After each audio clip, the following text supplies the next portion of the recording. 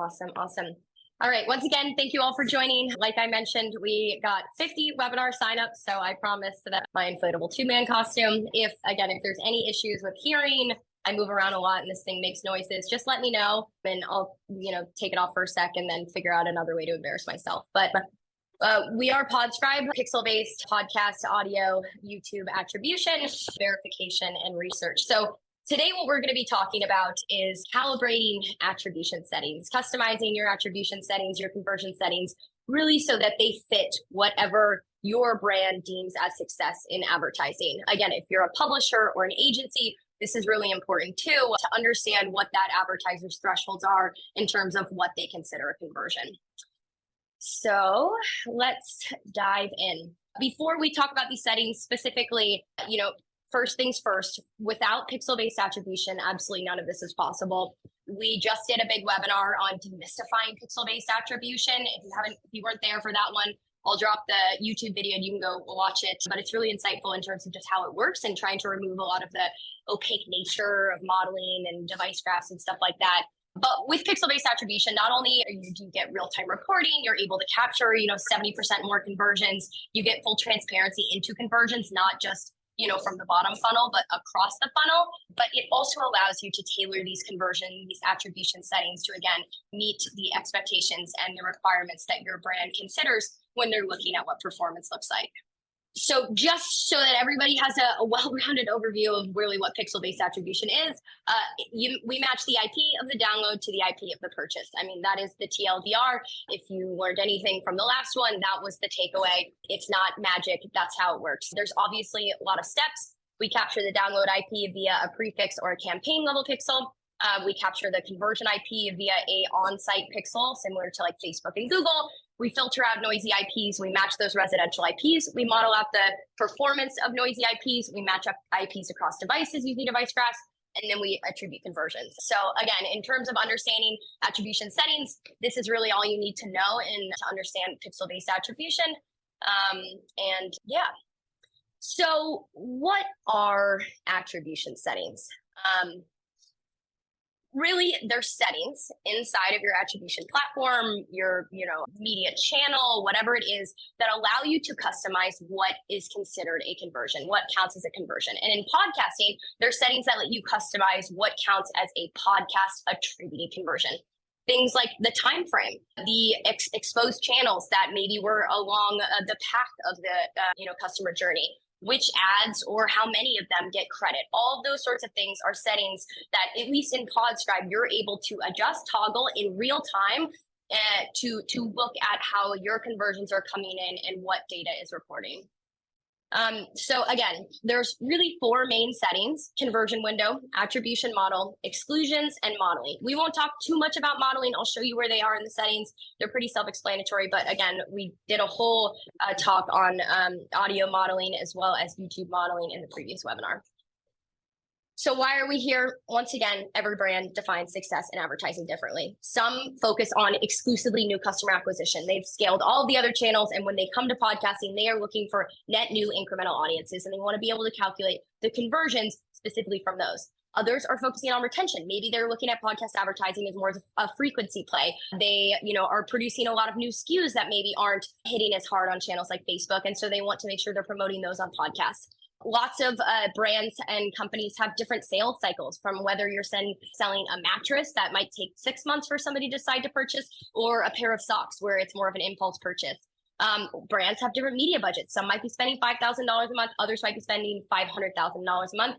And then they all have different advertising channels. Long story short, attribution and your attribution settings should not be static. It is not here's how many conversions you had, and this is, said and done. You need the ability to adjust those settings to fit your goals so that they can align best with, again, what you deem as success. The problem is that historically with podcast advertising, especially since pixel-based attribution is relatively new, that flexibility didn't exist. When you're using things like promo codes, vanity URLs, and post-purchase surveys, again, all which are great, important, absolutely critical to use, but to sort of layer on, it can, there's not really any way for you to set that attribution window or, look at something from a different model. And if you are, you're doing them retroactively, it's very manual, it's indirect, and it's going to be incredibly limited in terms of what you have access to and how you can look at that data. So again, we're going to go through conversion windows. We'll talk about setting exclusions. We'll talk about how to choose the right attribution model, what it shows you, how you can look at mapping the customer journey, what other touch points were users exposed to, exporting things like the individual conversion report, which will actually show you the direct order IDs that you can back into Shopify and see from an ad exposure standpoint. And then we'll talk about some practical examples and case studies. So if you are a PodScribe client, I would encourage you all to do this. I will share my screen and everybody who isn't can see it, but follow along with us. Go into your dashboard. On the left-hand side, you're going to see that little campaigns tab. If you hover over it, you'll see overview. Overview is the tab where all of our attribution data lives. And you'll also then want to click on the gear icon, and that is going to bring you to all of the attribution settings that, again, we're going to be walking through in real time. All right, so conversion windows. Once you drop that down, you'll see that here. It's going to be the first module, conversion window, listen to conversion, and then streaming to conversion, just so everybody's following along. So what is a conversion window?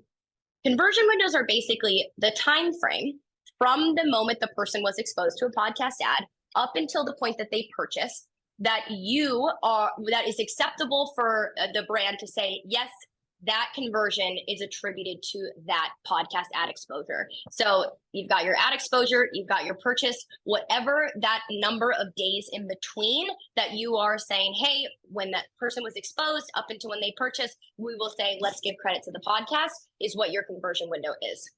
In PodScribe, and again, I will share my screen and show this, but we have a sliding scale 0 to 60-day conversion window, and we can break it out in two ways, one for podcasting and one for streaming. The default for podcasting is 30 days. Again, you can change that to 1 day, 7 days, 59 days, whatever you want. And the default for streaming is 15 days. We can talk about why those defaults are set, but we did a lot of analysis. We're thinking about the podcast, like sort of consumption habits in streaming. And again, they're just what we've seen sort of provide the most value. But again, the ability and the point of, the sliding scale is that you can do this in real time for whatever your goals are.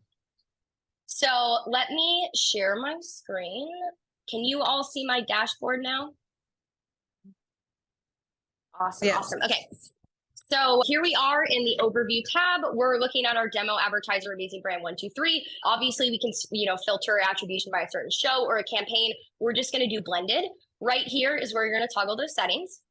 So right now you can see for this 3-month period of time for this demo brand, we're seeing about 23,000 visitors and about 1.7 thousand conversions. And we're at the default 30 days. If we bring that down, let's say to 15, we're going to see these conversion numbers update in real time. So now we're looking at 17 and 1.3. We can drag that down a little bit more. Let's go to 7. We're now looking at 12K visitors and 924 conversions. We can expand that back up and you'll see those numbers increase. So what we're doing right here is we are saying that from the point that somebody was exposed to an ad up until purchase, if they converted within 7 days after being exposed to that ad, we will count that conversion as a podcast attributed conversion.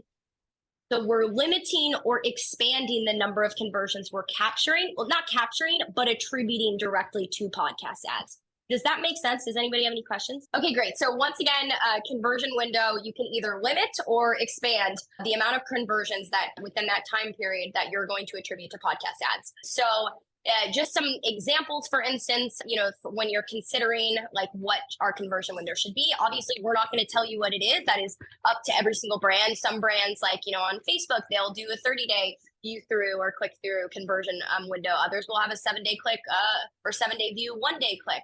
So it all depends on the brand, but you should consider your product AOV. Again, are you selling a very expensive product? Or are you selling a low-cost product? That can all, determine how long it's going to take somebody from the ad exposure point to actually purchase. The type of purchase, again, is it a mattress or is it a pair of socks? Is it a high consideration product where somebody's going to take 6 months or 60 days from that ad exposure to convert? Or is it you're trying to measure things as like very, very direct response? I want somebody to be able to purchase in 7 days. So there's a lot of things that go into this. I would absolutely recommend you have a conversation with your advertiser, for the agencies and the publishers. If you're getting pushback on a lot of the, some of the attribution data, hey, it looks too high. What if it's overcounting? Things like that. These are all really important things that, again, are in your control that you can adjust. And they don't have to be set in stone. They're, tools that can be used to basically help you better understand your data. So it's not, hey, we only use a 30-day attribution window, or we only use a 15-day attribution window. What happens when we adjust the attribution window for one show? Does that change, how conversions are coming in? Maybe certain shows like an Andrew Huberman, where you're reaching so many impressions, but maybe they're downloaded over a long period of time. Maybe you need to expand that attribution window. So again, TLDR, you have the control. You can update those things in real time, and you'll literally see the numbers change inside of your dashboard. Again, just going last sort of thing on the conversion window stuff, podcasting is a very unique channel. As we all know, the only thing we can track is the download on the ad exposure side. And one of the unique things about podcasting is that from when people download to when they play, there can oftentimes be, multiple days in between. So for instance, and I'll share my screen and show you this, but here's an actual graph of performance. You can see the blue line is a spike in impressions. This happened on the 9th. And, on that same day, you don't see a spike in conversions or visitors. In fact, you actually see that about 5 days later. So this is just another reason why for podcasting, it's a little bit different than Facebook or Google, where maybe you need more narrow conversion windows.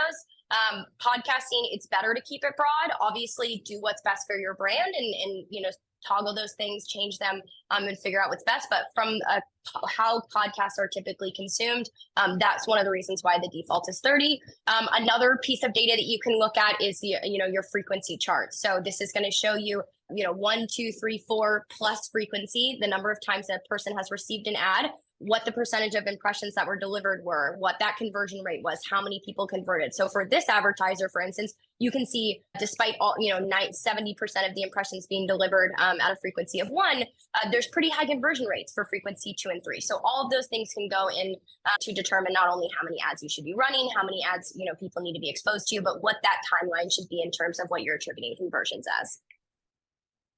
All right. Oops. Let's go next. All right.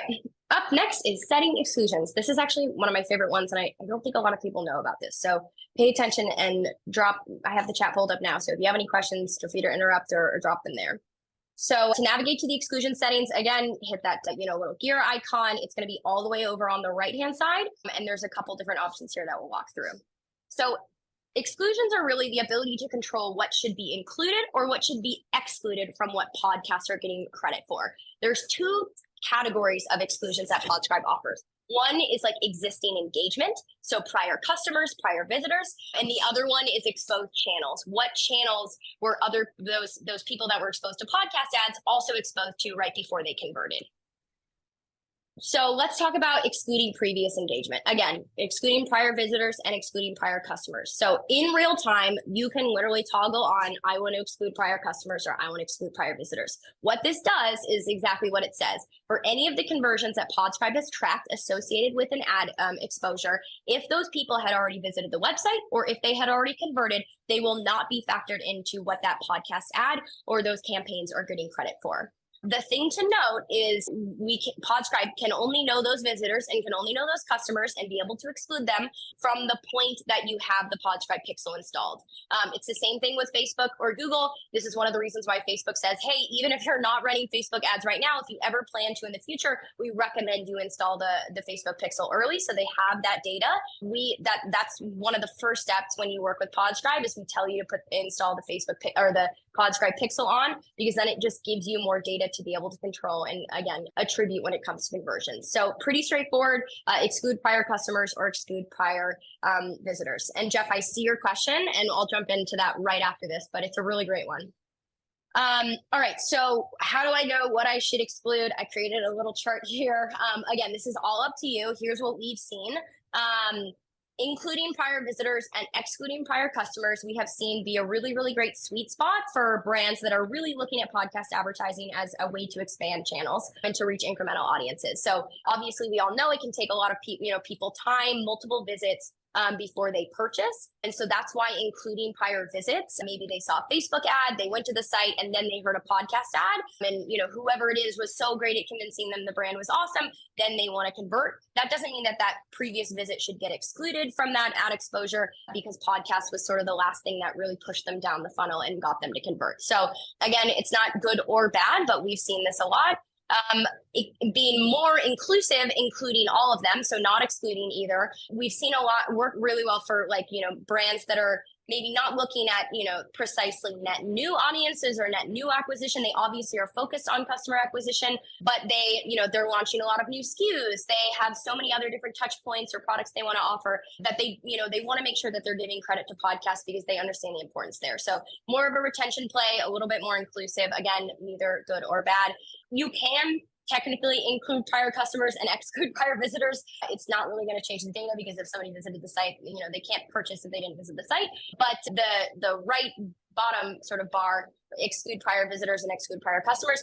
These are ultra conservative settings. Again, you can adjust them in real time and you'll see how much the data from visitors and conversions actually decreases. It depends from brand to brand, but typically brands or advertisers that use these settings are really, really large brands that have, so much brand awareness, things like that they want to, again, really assess the incremental impact of podcast advertising, and they don't want it to be conflated with any other channel. So these are example brands that will also be doing like incrementality testing with us, which, by the way, it is available in your dashboard right now, but it will be available as like an actual toggle icon. So you can see it in real time too. So that will be great. But this is how, we've seen brands think about it and the considerations that come into play when deciding what they should include or what they should exclude. Any questions?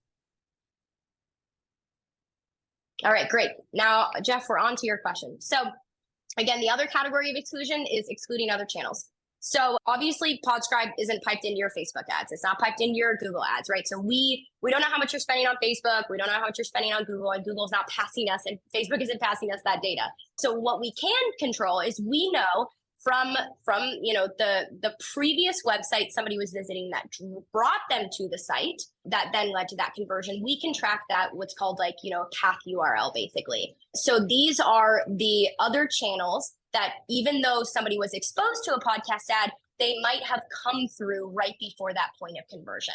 There's three types: referral URL. Again, it's the URL of the original page that led them to the site visit. So for instance, they hear a podcast ad, they then get a Facebook ad a couple days later, they click on that Facebook ad, and then they purchase. PodScribe is going to be able to know that they came from Facebook. And then UTM source and UTM medium, again, same sort of thing, but it's more dictated based on like that advertiser's UTM taxonomy. So how they're tagging sources, how they're tagging mediums, things like that. So once again, why is this important? Somebody might, first exposure to a brand might be from a podcast ad. Maybe 3 days later, they listen to another podcast ad. They don't remember the promo code or the vanity URL because who does? But what they do remember is the brand's name. And so they go and they Google search that brand. The first thing that shows up is obviously a branded search ad. They click on that and they purchase. Google is going to say, hey, look, we got a conversion. They clicked on this ad, branded search is killing it. Awesome. Does that mean that the podcast ads that, again, were the initial exposure that pushed them down the funnel shouldn't get credit? In our mind, they should. And, other situations, maybe they clicked on a Facebook ad, they shouldn't. So again, there's multiple, different interactions a person will have with advertisements from a certain company. There's multiple channels they might be exposed to. And so what PodScribe will allow you to do is basically select what channels from that right before they purchase, here's where they came from standpoint, to either include in what podcast is going to get credit for or exclude. So let me share my screen. Once again, here we are. Again, prior customers, prior visitors. We can toggle any of these on. You'll see them in their conversion results update in real time. Here are the actual channel exposures. So if we click on exclude refers, we can see Google ads, Bing, Google organic, most likely, retail me not, things like that.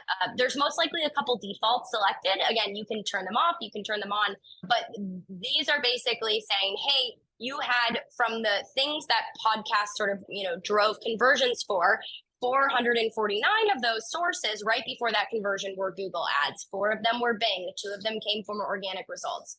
UTM sources in Medium, again, Google, a lot of other different things here, and PPC, podcast, things like that. So refers is going to be something that isn't tagged with the UTM. So it's just going to be the full whatever Google Analytics would pick up as the sort of URL. And then UTM sources, whatever you're going to see here, it's going to differ by every single advertiser because it all is based on what that advertiser is tagging as their source or their mediums. So again, the most typical ones we see people exclude is Facebook, any owned channels like email or SMS, maybe affiliate, things like that. Google, as I mentioned, is a tricky one. And Jeff, we are actually creating a feature right now just for you, because it's a really, really great point and a great question, that we're going to create another option where you can exclude a certain campaign term. So there's, multiple different ways you can tag your traffic: source, medium, campaign, and term. Right now, we only have source and medium pulled in, but campaign is another sort of unique identifier that can help you identify a little bit more closely, not just was it a Google ad or was it Google organic or Google ad, but what type of Google ad. So for instance, a lot of brands will tag their Google traffic in the campaign level with non-branded or branded. I'm not going to spend time going through non-brand versus brand and understanding those, but branded, again, would be you search for the brand's name, you click on the ad, and then, that ad would get attributed. Most advertisers, when they're running podcast ads, they actually want to credit for that, right? Again, it's really, really easy to forget the promo code or the vanity URL, but you remember the brand name and you go and search for that. And so being able to include Google branded ads, but exclude non-branded ads where it has nothing to do with the brand name, it probably didn't come from podcast, is great. So right now we don't have that. It should be live in the next couple weeks. Jeff will definitely keep you posted. But, long story short, we're giving you the ability to basically say, from the people that were exposed to podcast ads, if there was another channel that they were exposed to before they converted, do you want to either exclude that channel or include that channel in terms of what podcast ads are getting credit for? This one's a little more confusing, so I'll stop and see if anybody has any questions.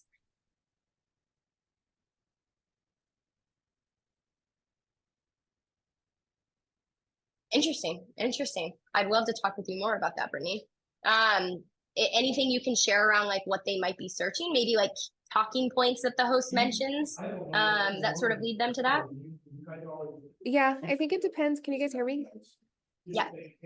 Okay, good. I think it depends on the channel. I think where there's more endorsement, there are more branded searches. And if it's not endorsed, I think there are a lot more non-brand searches. So streaming is very different from podcast.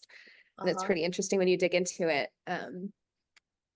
Because sometimes if you are listening to like a online radio station or something you created and you hear an ad and later you're like, what was the name of that brand?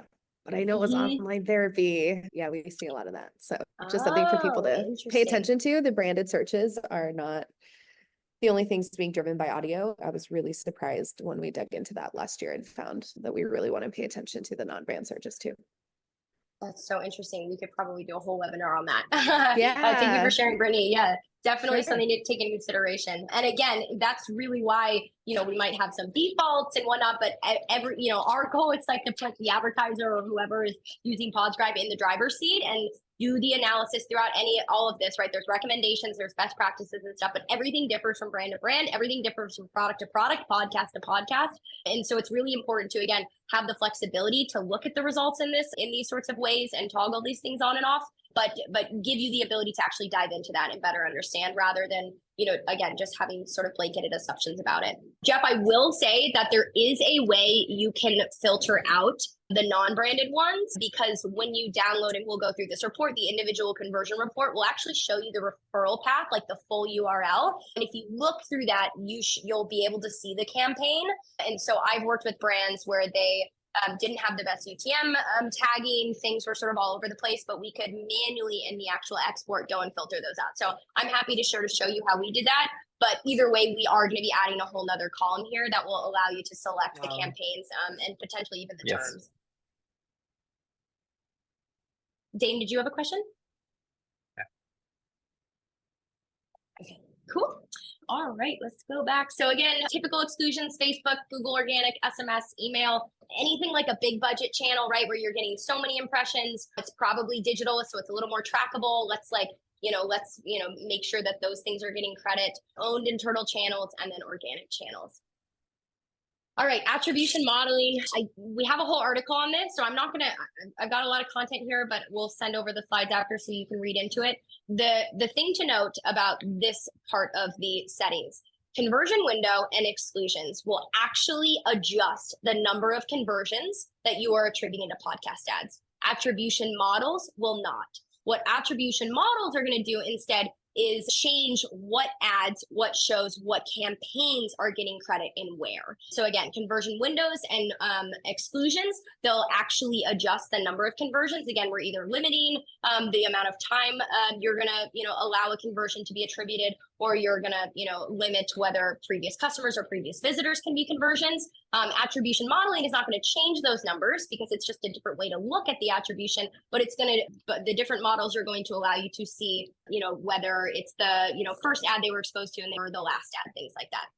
So again, in your settings, the model is right in the middle, and you can all click there. I'll screen share in a second.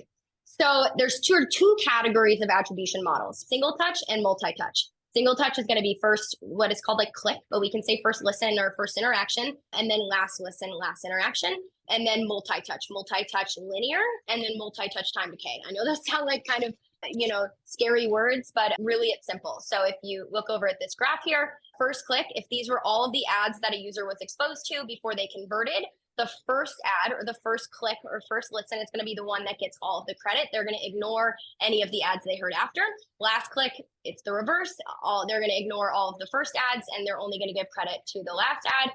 Multi-touch linear is going to evenly distribute credit across all of the ads. So if they were exposed to 4, each one would get 0.025% credit.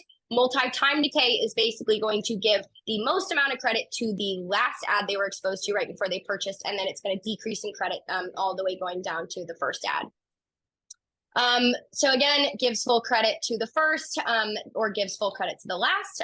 It's again assigning 100% credit to a single touch point in that customer journey. So there's a lot of reasons why you would use one or the other.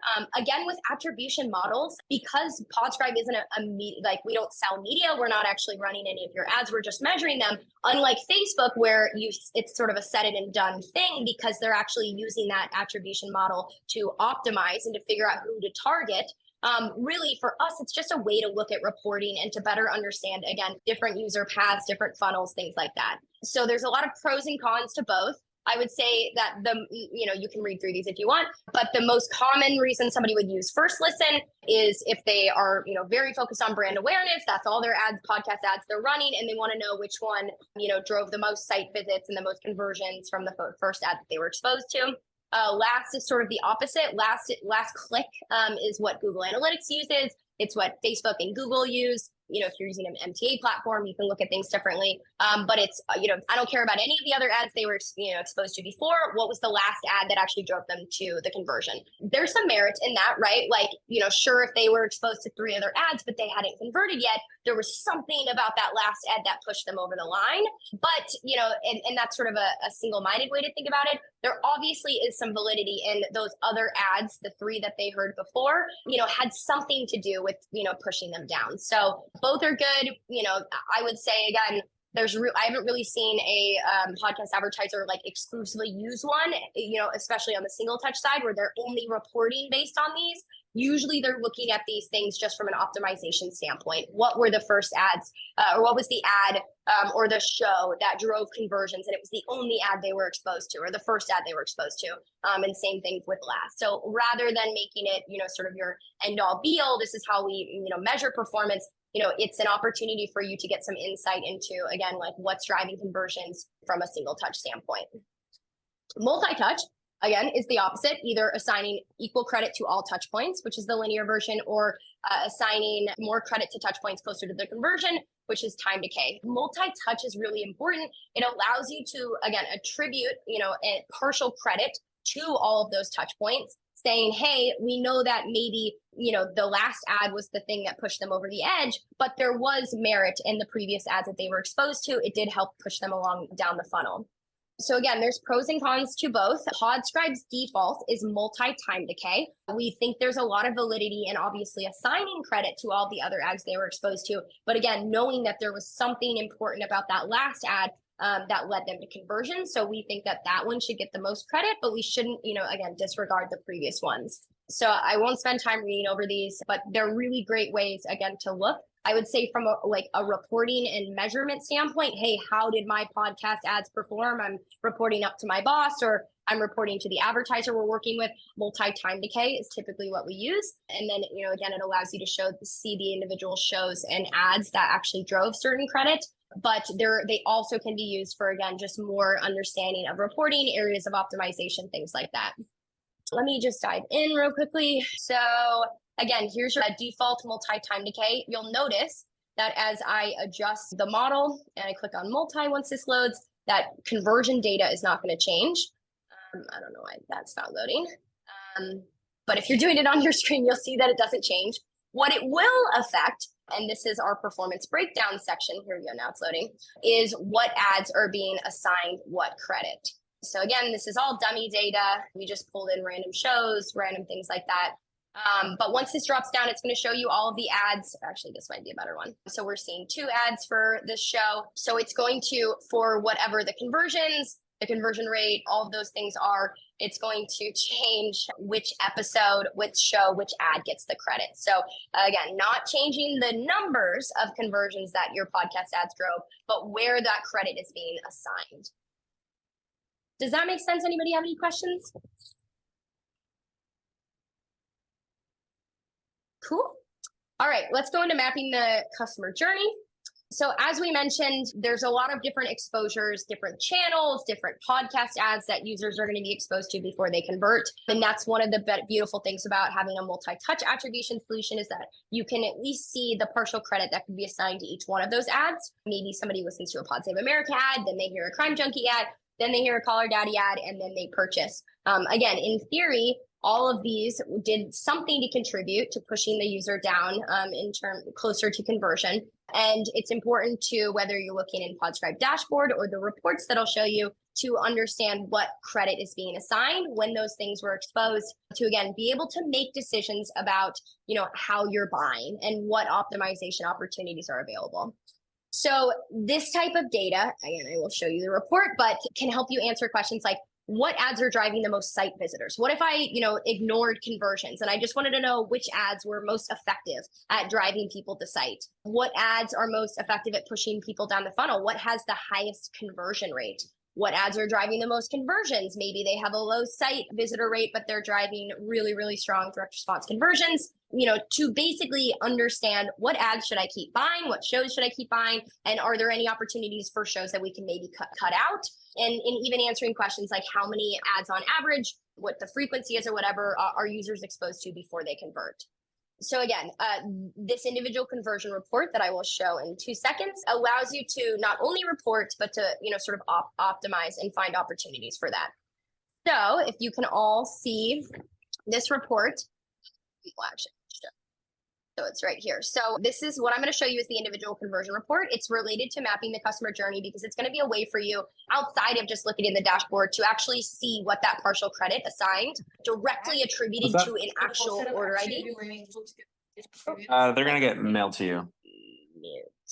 Real quick. Okay, cool. So if you want to go and download your individual conversion report, you can either do individual conversions or individual conversions and visitors. Again, it's going to show you time-stamped data, order ID data, and actual exposure data. Obviously, it's all anonymized. There's no PII or anything in there, but it's going to show you for a certain order ID what ads people were exposed to before they converted. And then again, when you're thinking about things from a multi-touch standpoint, what partial credit should be assigned to each one of those. So let's jump back to here. Here we go. Okay, great. So this is an example report. Again, I clean it up just so it's easy to see. When you get it, it's gonna, look a lot like this.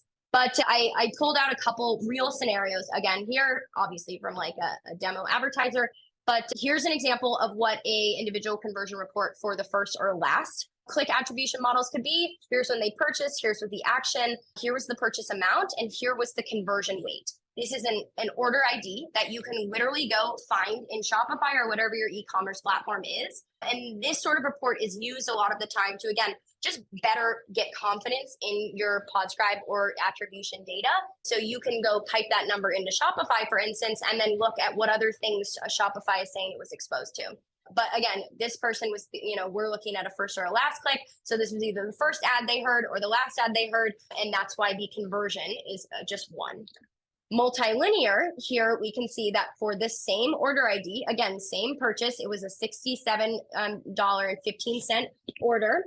Don't add these up again. These are associated with the same order, but they were exposed to 3 ads. Here were the 3 shows, here were the 3 episodes. And so because we're looking at it in a linear standpoint, each one of these ads, the conversion weight it's going to be assigned is 0.333, repeating. And these obviously add up to 1. And then multi-time decay, again, same sort of thing, same order ID. This person was exposed to 2 ads. And when we're looking at it at a multi-time decay standpoint, the first ad that they were exposed to is going to get a little less credit than the second ad that they were exposed to. And then here are all the episodes. So again, there's lots of interesting, awesome data in these reports. And if you're curious about actually understanding like who converted after being exposed to a podcast ad, removing the modeling, which again is a whole nother webinar, or go back to the previous webinar, this is a really great report to look at that. Any questions? Okie dokie. We are almost done. All right, so we'll save time to go in the practical examples. I think I explained a lot of the situations.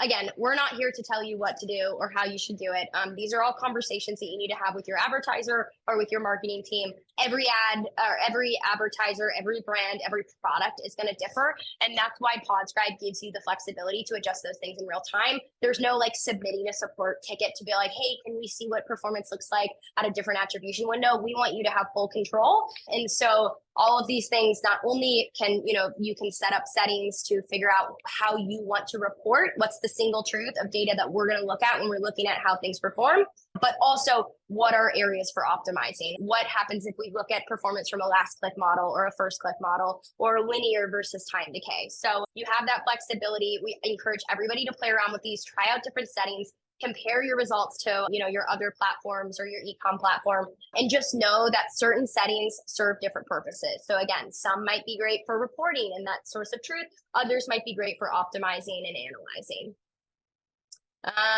We can go into modeling. The last setting that I was going to show is really you have the ability to turn on modeling or not. Again, I'll go watch the pixel-based attribution webinar. We talk about modeling and walk you through exactly how it works so that it's not as complicated. But not only can you export the individual conversion reports and remove that modeling, but you can also toggle it on and off in your dashboard. That was a new feature that was launched. Obviously, modeling is really important because it helps sort of round out the full performance. Just because we can't track these people doesn't mean that they wouldn't have engaged or converted. But we know that, there shouldn't be any ambiguity or, sort of black box when it comes to how PodScribe or any attribution report provider is reporting. So we want you to have flexibility in that and, make sure that everybody understands that there's no secret or proprietary methodology here. You have control and you can decide how you want to look at it. All right. So I guess last thing, PodScribe is all about transparency, all about giving you the control and the flexibility to not only understand performance, but improve it. And I will stop and open it up to any questions.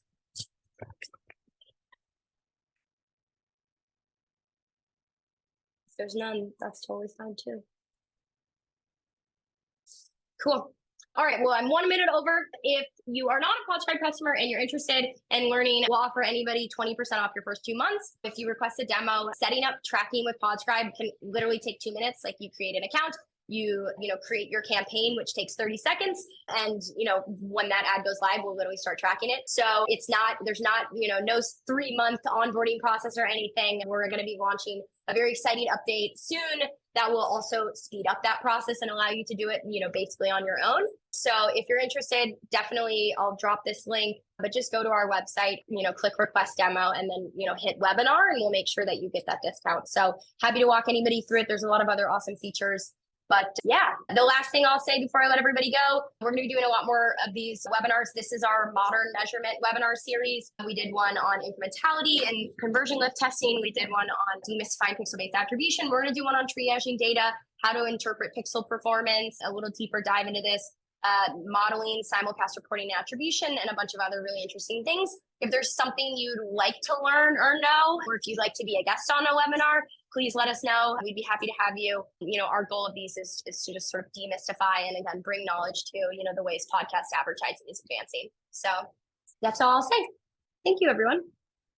This was awesome. Thank you so much, Amelia. I learned a lot. Thank you. Yay. So glad. Bye, everyone. Thank you.